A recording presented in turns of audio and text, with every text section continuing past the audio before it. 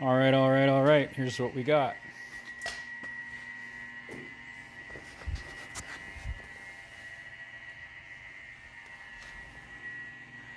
You can now see that, see if I can get back further. The door gap is pretty good. On camera it looks okay. In real life it's a little bit on the big side, but it's all uniform and it's all the same. So I'll probably adjust the door back a touch. When I open the door up here, when I look at how this rubber fits over this piece, of course it's all taped up, it's hard to see, but there's a bit of room, like the door should be back a touch anyway. So we're going to slightly jack up the door to match that body line. Looks worse on camera, but anyway, that'll be enough. And then of course we'll bring the door back a touch, and I mean that's going to be bang on. The reason I got to bring it up too, I don't know if you can tell from here, the door's got to go in a touch. But keep in mind the door is almost finished, where this has to be filled out anyways. So one thing I noticed when I was playing with this, right about over here, if I put a flat edge on it, it's pretty nice, and then it tapers in a bit where they pulled it in super tight. So even though I cut it and it released, it could have been a little bit more. But that being said, once we flood this side, there's going to be a little, there'll be very little fill in this. So this is better than acceptable. I'm pretty happy with how straight this came, because this car was definitely not a straight shooter. So the back is all nice and it's boarded right into the panel. But we'll probably sand past the primer back there and then fill this whole fender with a skim coat. Now there's a couple places, I think I explained in another video, basically back here there's a big low spot, so we're going to fill this from here up to here, and then the same there. It's just the way the panels are made. And then we'll do the front, we'll put a nice layer there, we'll do it rough, like just board it out. Then what I'll do is I'll put a skim coat across the whole panel. I mean, it'll be super thin, but it'll be just enough that we can board it with 80 and it'll look really good.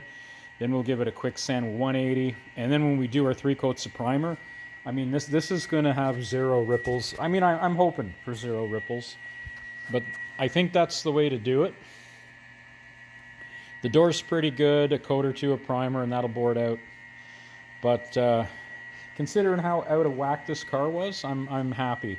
If I come to the front of the door, you'll see where the door can come up a little bit here too, right? I mean, the fender here can be adjusted, but where it was happy, it was up a touch. You look at this, like the door should come up a little bit.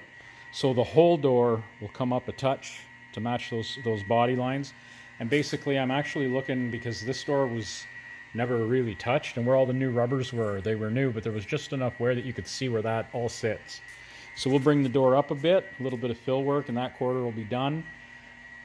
I don't know if I showed that or not, but this whole sail panel was wavy as hell. Now it's pretty smooth. And again, this car is going to be yellow, and yellow kind of hides stuff. But I mean, let's pretend everything is going to be like navy blue or black, and it's going to show off everything. So, I mean, there's a minimal you got to do. Anyway, that's it for this one. Hang on. Last time I got a question. So there you've got what happened to the inside. You can see all the extra fill they had in there because the metal was so far out. It's hard to tell here if I can capture that. But this was basically filled out to match the fender. Well, of course, it kept getting closer and closer to the door. So you've got a little bit there, but I don't want to take metal off that edge because I do want the edge metal. So we'll clean that out, probably shoot it with the mini blaster, make it a little bit rough, and clean up that old filler, and then we'll just refill it, well, the right way, so everything will line up. This thing doesn't have to pass no 100-point car show auto-rama thing or nothing like that, right? It just has to look good, and the door gap was atrocious. So that's something I couldn't live with. I mean, and I see stuff at, the Weekend Warrior car shows that are like that. And I mean, there's nothing wrong with things being a little out, but this was way out. I mean, you can tell I had to cut right up to here. And then here, I actually relieved it. So what I did is I took some 18 gauge and ran a strip from here out to the edge and right across, welded it all together, and then I went in here and filled that gap a little bit at a time. So like this is all weld. I mean, no matter how much you grind, you're not going to cut through. But you can see a little bit of some of that black coating from the fender in there. These low spots aren't from heat, but they may have been from when they pulled it in before. Because like I said before, even up here where I haven't touched, this is like super lumpy all the way down this edge. But you come back to about here and it's super smooth. So we're gonna, like I say, skim coat. Well, we'll put a bit of a thicker skim coat on the front edge of this. We'll probably go like 6 inches out to the edge. We'll do those other 2 spots here and here and basically block those out rough, and then we'll skim coat the whole thing, block it out with an 80, a 180, and you know, then do the high build primer thing. So this is going to be pretty good. The other thing I might want to show is down here. I might have to grind a little bit of this. What I did is the body line here was high, and when the door comes up to match at the top, it's not going to match at the bottom. So we're going to have to put a little bit of fill starting back here and feather it out to this weld. And I mean, this is not as deep as it looks on camera, but it's just enough. You know, like we're not going to hit the 1/8 inch as far as Bondo or filler goes. We'll probably use fiberglass. I'll rough that up super rough, use a fiberglass filler, and then do regular filler. But we're going to have to reshape that body line because it's just out of whack.